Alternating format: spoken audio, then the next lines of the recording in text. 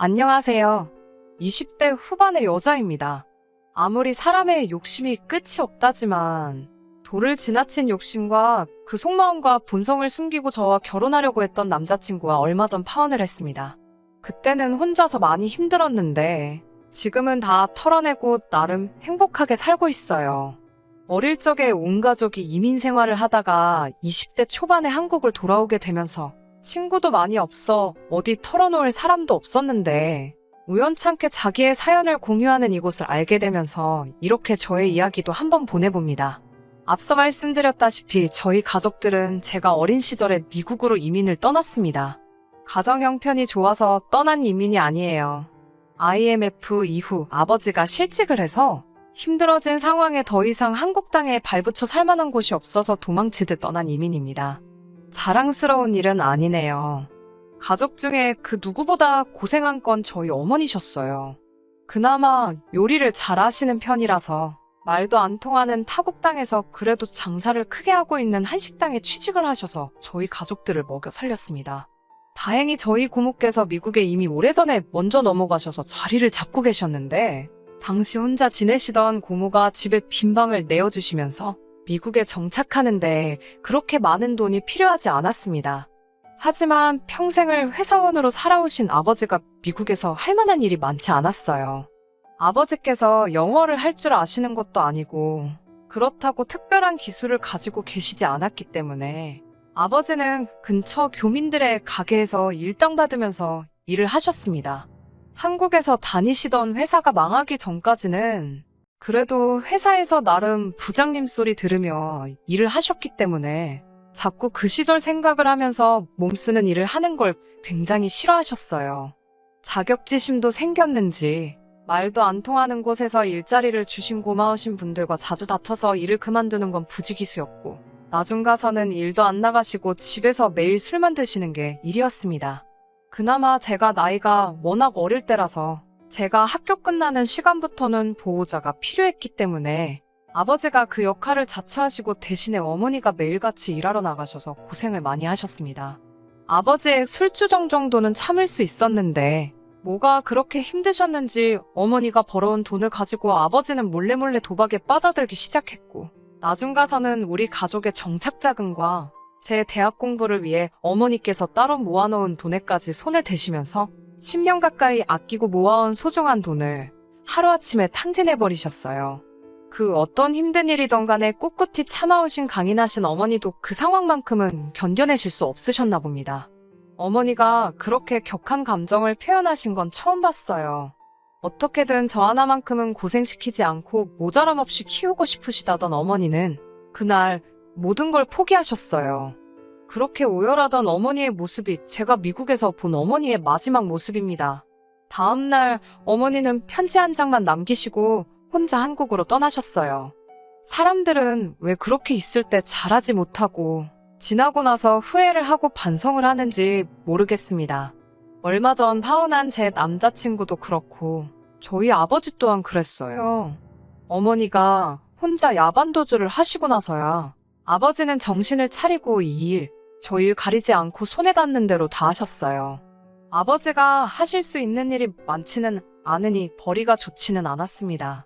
엎친 데 덮친 격으로 고모까지 미국 사람과 재혼을 하게 되시면서 저희는 고모 집에서도 나갈 수밖에 없는 상황이 되었습니다. 저도 나름 목표하던 대학이 있었지만 아무리 장학금을 받아도 생활비까지는 제가 충당할 엄두가 나질 않더라고요. 그래서 저도 고등학교를 졸업하고부터는 일을 시작하게 되었습니다. 그래도 어머니한테 물려받은 재주가 있는지 제가 요리를 곧 잘하는 편이라서 도심지에 있는 나름 유명한 레스토랑에서 일을 시작할 수 있었습니다. 기약이 없는 이민 생활이었지만 그래도 아버지와 제가 둘이서 돈을 모으기 시작하면 10년 정도만 모으면 아버지와 제가 둘이 살만한 작은 집 정도는 하나 살 수 있겠다는 계산이 서더라고요. 원래는 어머니가 모았던 돈이 있었다면 진작에 샀을 집이었지만 아버지가 그 돈을 다 날려먹었으니 고모 집에서 나온 이후로는 한 달에 100만 원이 가까운 돈을 내면서 월세살이를 하고 있었거든요. 정말 월세로 내는 돈이 세상에서 제일 아깝다는 생각마저 들었습니다. 그렇게 3년 동안 열심히 어깨너머로 요리도 배우고 정신없이 바쁘게 살면서 돈을 모아왔습니다. 제가 한국으로 돌아오기로 결심하게 된 건 통장에 차곡차곡 쌓이고 있는 돈을 보는 게 인생의 유일한 낙이었던 언젠가였습니다. 평소처럼 열심히 일을 하다가 퇴근을 했는데 아버지가 집에 계시지 않더라고요. 이따금씩 새벽까지 일하시는 게 있으셔서 아침이 돼서야 들어오시려나 보다 하고 대충 넘겼어요. 그리고 아침에 일어났는데 아버지가 돌아오실 시간이 넘었는데도 돌아오지 않으시더라고요. 전화기도 꺼져 있고 어디서 뭘 하시는지 걱정이 돼서 그날은 출근까지 할 수 없었습니다. 아버지의 행방을 알 수 있던 건 그날 저녁이었어요. 경찰서에서 연락이 왔습니다. 아버지가 술에만 취해서 행패를 부리고 다닌다고요.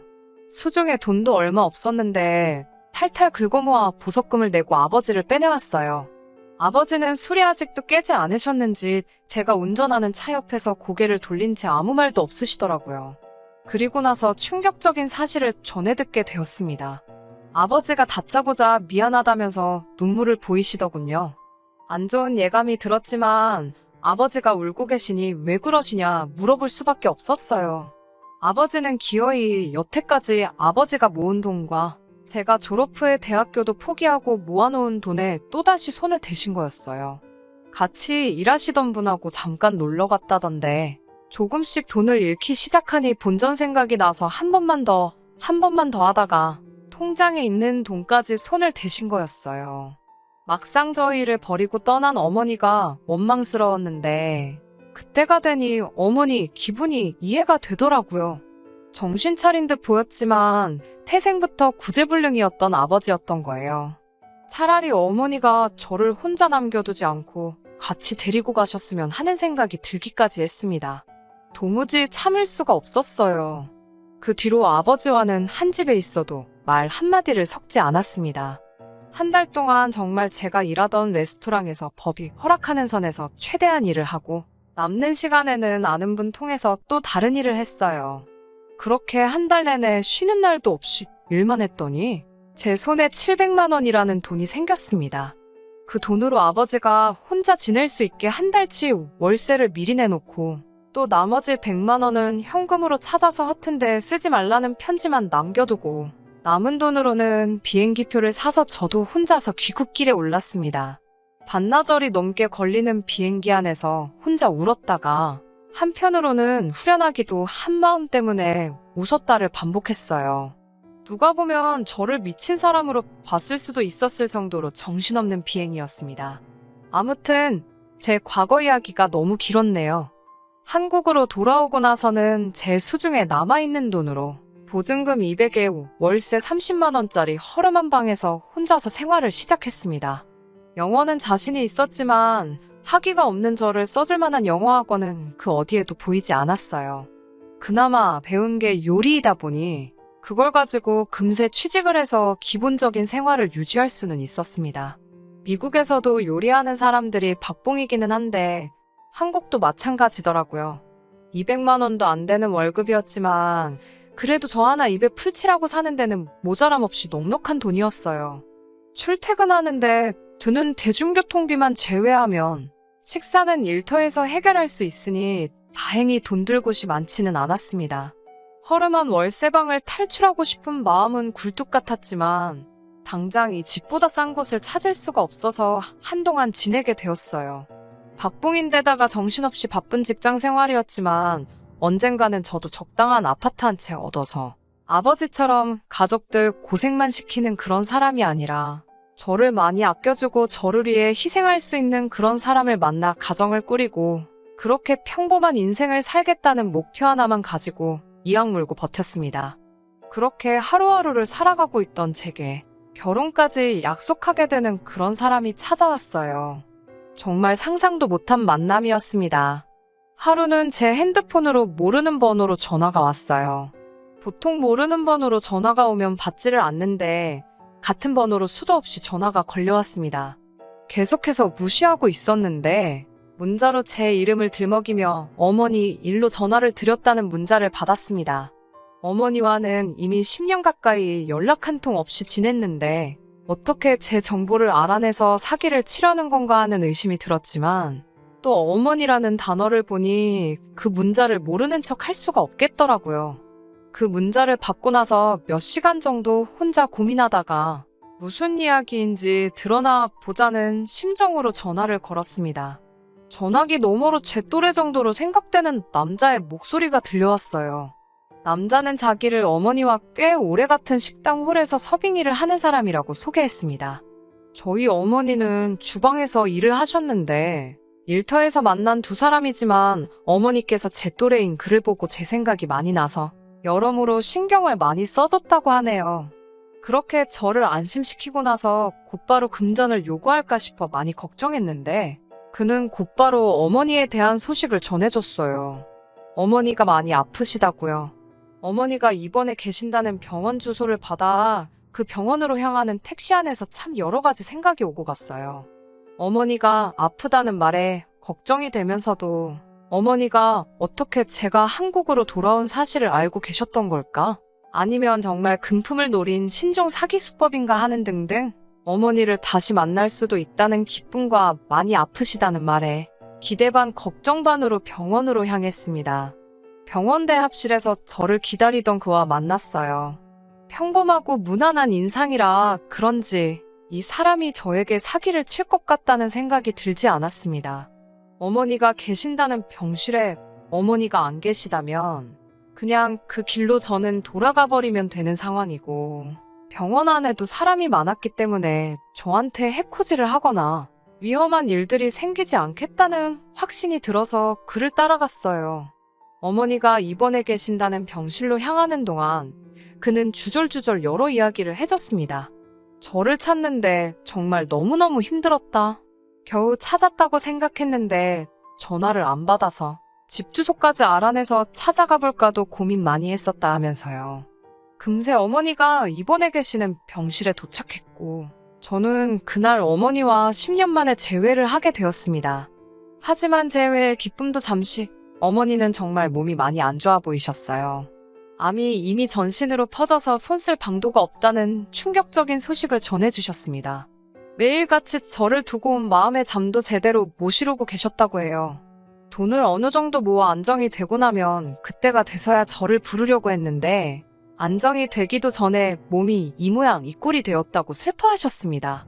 암이 발견되고 나서 어머니에게 주어진 시간이 얼마 남지 않았다는 걸 알게 되셨고 그때가 돼서 가기 전에 제 얼굴이라도 한번 보고 싶어서 미국에 있는 아버지에게 연락해서 제 이야기를 물어봤다고 하네요.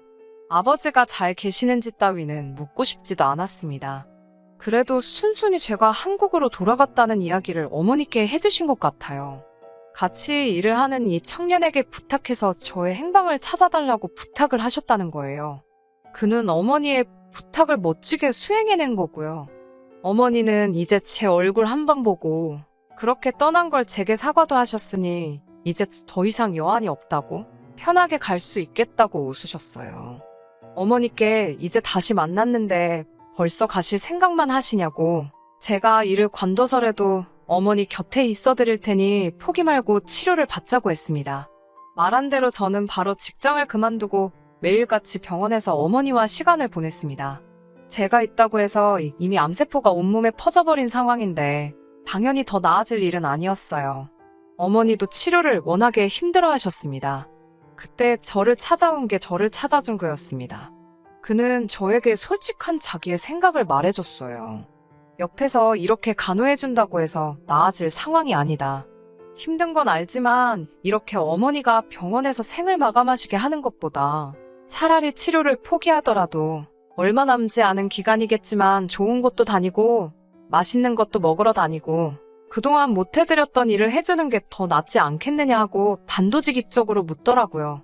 어머니도 옆에서 듣고 있다가 치료가 워낙에 고통스럽기도 하고 저를 10년 만에 다시 만났는데 병원에서만 지내고 싶지도 않으시다고 병원비며 약값이며 치료비도 너무 부담이 되고 말한 대로 남은 시간을 우리끼리 행복하게 보내는 게 낫지 않겠느냐며 저를 설득하셨어요. 결정을 내리는 게 쉽지는 않았습니다. 그래도 어머니께서도 강하게 원하시는 바이기도 했고 저도 언제까지 일을 쉬면서 어머니 간호를 하기에 제가 가진 게 너무 없다는 사실도 알고 있었기 때문에 그렇게 어머니와 퇴원 수속을 밟게 되었습니다. 어머니는 제가 사는 곳에서도 차로 불과 30분밖에 떨어지지 않은 가까운 곳에 살고 계셨어요. 한국에 있는 동안 이렇게 가까이 살고 있었는데도 몰랐다는 생각에 저도 제가 왜 돌아오자마자 어머니를 찾지 않았던 것인가 하는 후회가 컸습니다. 빌라 2층에 거주하셨는데 2층으로 올라가는 계단마저도 힘에 부처 하시더라고요. 그걸 보는 제 마음이 편치 않았습니다. 저를 찾아준 그는 기꺼이 같이 일을 나가지 않으면서도 운전기사 노릇을 자처하면서 저랑 어머니가 여기저기 같이 놀러 다니고 어머니와 같이 시간을 보낼 수 있게 도와줬어요. 아무리 같이 일하면서 친분이 있었다고 해도 가족도 아닌데 이렇게까지 해주는 사람이 세상에 어디 있는가 하는 생각까지 들었습니다. 그렇게 셋이서 같이 시간을 보내다 보니 저도 자연스럽게 그와 정이 들기 시작했어요. 그리고 그 남자의 고백으로 저희는 연인 사이가 되었습니다. 어머니도 일을 하면서 그를 보면 제 생각이 많이 났고 어머니 눈에는 요즘 세상에 이렇게 성실한 청년이 또 어디 있겠냐며 저희가 연인이 된 사실을 축하해 주셨어요. 그렇게 짧고도 긴 4개월이 지나갔고 어머니는 결국 돌아가셨습니다. 그래도 가기 전에 저와 함께 시간을 보낼 수 있어서 많이 행복하셨다고 든든한 짝이 생긴 걸 두 눈으로 보고 가니 안심이 된다는 마지막 말을 남기고 저는 다시 어머니와 영영 이별을 하게 되었습니다. 참으로도 견디기 힘들었습니다. 그래도 남자친구가 제 곁에서 든든한 기둥 역할을 해주었기에 이겨내는데 그리 오랜 시간이 걸리지 않았습니다. 어머니의 장례식이 완전히 끝나고 나서 얼마 뒤에 어머니께서 제 앞으로 거액까지는 아니지만 상당한 금액의 보험금을 남겨두셨다는 사실을 알게 되었어요. 어머니가 살고 계시던 빌라도 제가 상속을 받게 되었고요. 아이러니하게도 어머니를 떠나보냄과 동시에 제가 꿈꾸던 평범하고 안정된 삶을 손에 넣게 되어버린 거죠. 그리고 나서 생각지도 못한 사람이 미국에서 저를 찾아왔습니다. 다른 사람도 아닌 제 아버지였어요. 어머니가 돌아가신 슬픔을 같이 나눠줄 줄 알았던 아버지는 대뜸 저를 보자마자 어머니가 남겨놓은 보험금이 있지 않겠냐며 다 알고 왔다고 저에게 돈을 요구하시더군요. 반평생을 부부로 살아왔기 때문에 그 돈을 가질 자격이 된다고 하시면서요. 그때 제 곁을 지켜준 게 남자친구입니다. 아무리 미워도 아무리 가족들 고생시킨 사람이라도 가족이었기 때문에 저는 아버지를 내칠 수 없었는데 남자친구는 단호하게 아버지에게 돈 한 푼도 주면 안 된다고 저에게 단단히 말을 해왔습니다. 어머니가 저의 행복을 위해서 남겨준 것이지 또다시 아버지에게 빼앗기라고 준 돈이 아니라면서 말이죠. 그렇게 지독하게도 오래되었던 아버지와의 악연을 끊어낼 수 있게 도와준 게 남자친구였습니다. 저는 그날 이후로 남자친구를 세상 그 누구보다 신뢰하게 되었어요.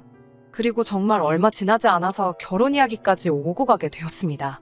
그때까지도 저는 정말 제가 어머니를 조금이라도 일찍 찾았더라면 어머니가 제가 결혼하는 모습도 볼 수 있지 않았을까 하는 생각이 들었어요. 같이 있을 때는 너무나도 든든한 남자친구였지만 요 몇 달간 제가 어머니와 시간을 보내는 걸 도와준다고 그나마 다니고 있던 식당에서 해고까지 당하는 바람에 마땅한 직장도 없는 사람이었으니 당장 아무런 벌이가 없는 상황이었어요. 신랑감으로 적합한 상황이 아니라는 건 알고 있었습니다. 그래도 상관없었습니다. 어머니가 남겨주신 집도 있으니 신혼집 걱정할 것도 없고 저는 그래도 경력이 있기 때문에 당장 직장을 구하는데 별 문제가 없었습니다.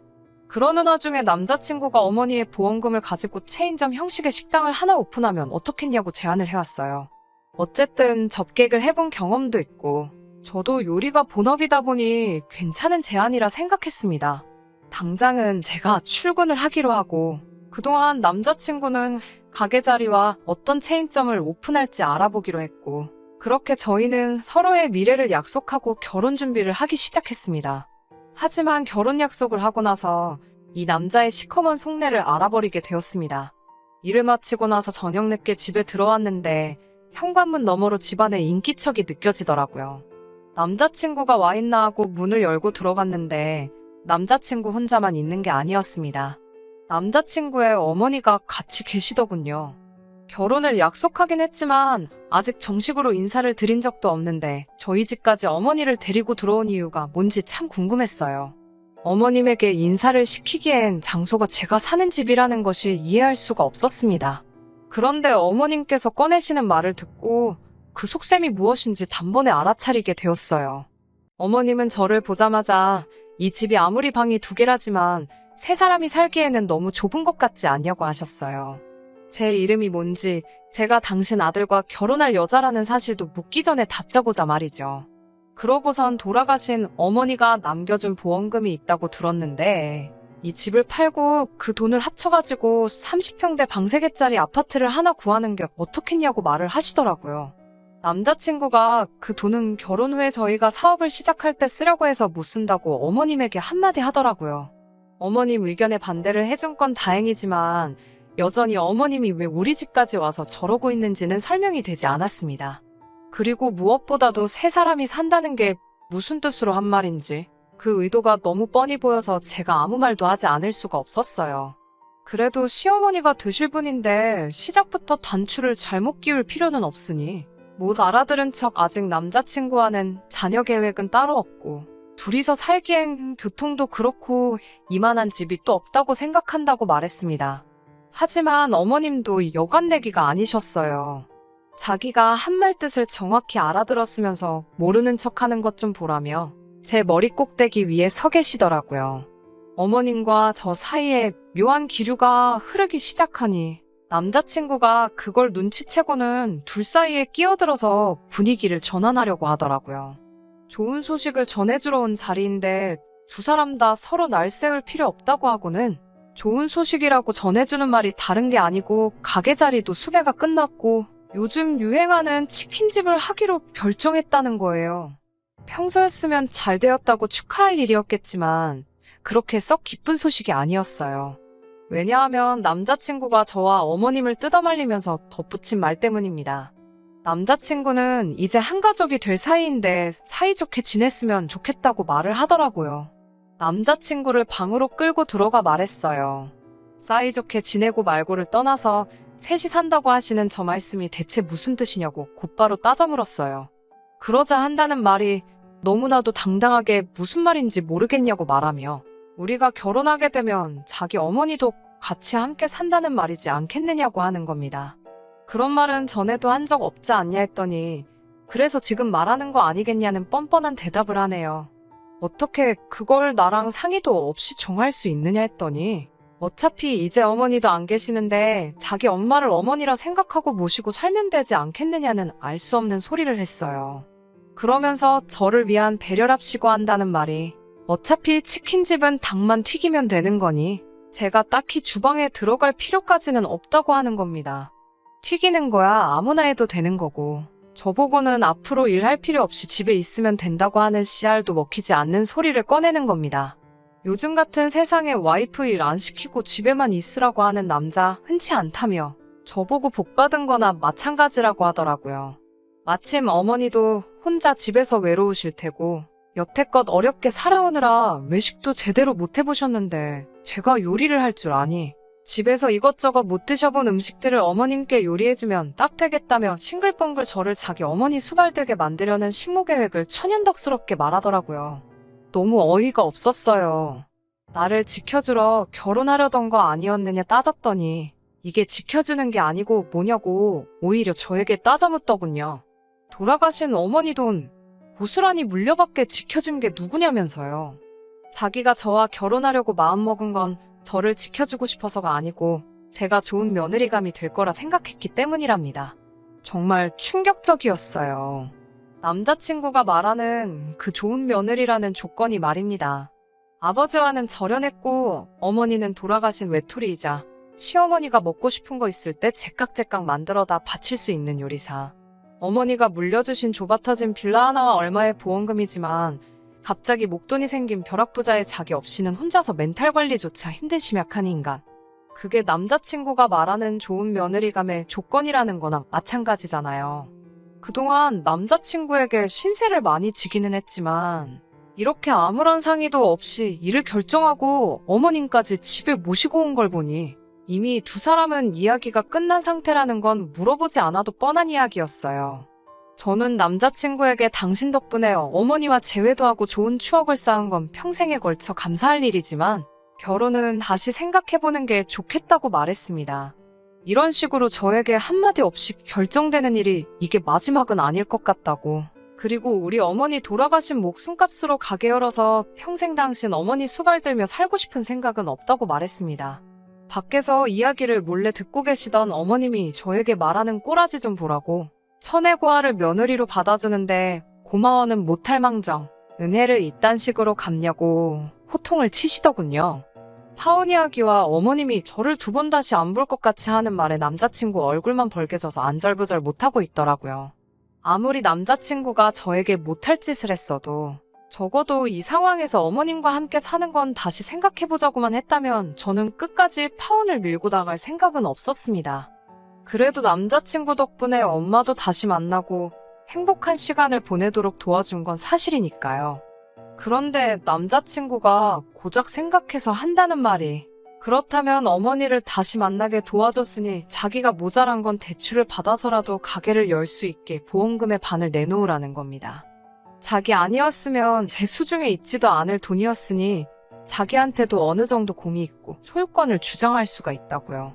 여태까지 함께했던 시간들이 무색하게 내가 믿고 있던 그 사람인가 하는 생각이 들었습니다.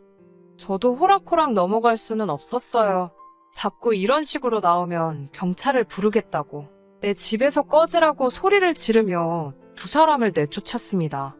그리고 며칠이 지난 후에 그제서야 남자친구가 직장도 없이 어머니랑 사는 건 답이 안 나온다는 걸 깨달았는지 자기만 살겠다고 어머니와 합가 이야기는 없는 일로 할 테니 다시 시작해보자며 울며불며 들러붙더라고요. 당연히 저희 대답은 싫다였습니다. 이미 그동안 쌓인 신뢰와 믿음을 일순간에 산산조각 내버린 당신 책임이라고. 내가 사람을 잘못 본 만큼 당신도 사람 잘못 봤다고.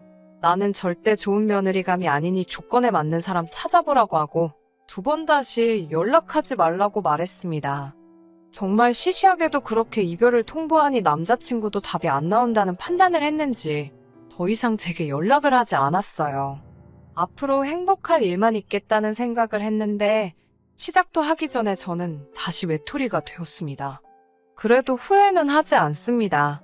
신세졌다는 이유 하나만으로 남자친구의 어머니를 마치 내 어머니처럼 모시고 살 생각은 없으니까요.